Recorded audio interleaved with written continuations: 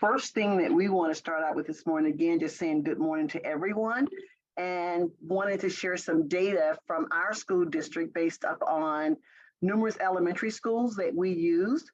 with one of the research firms to really see our data for our students based upon the implementation of professional learning and project-based learning within FWCS.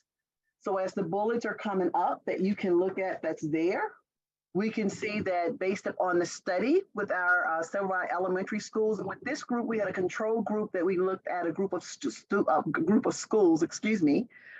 of schools that were implementing project-based learning and a group of our elementary buildings that were not implementing project-based learning or their level of use. So we basically, upon this study, was able to see that there was an engagement among students and that increased engagement and motivation because of that learning experience that students were engaging in. This really did, the study that we looked at was inclusive of all ability levels, and all ability levels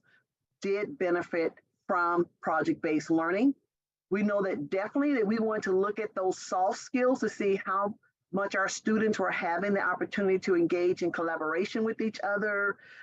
really how they were pushing on each other's thoughts, pushing on each other's thinking when it came to critical thinking, and really that creativity level of seeing what was next for them. And so not being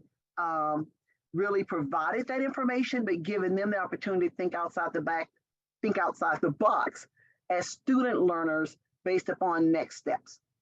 So this really did get at deeper learning for us, especially with those soft skills.